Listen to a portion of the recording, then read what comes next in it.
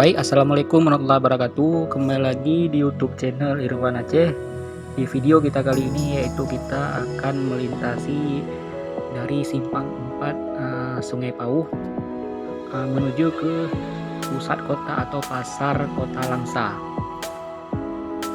Bagi yang penasaran silahkan ditonton videonya sampai selesai ya.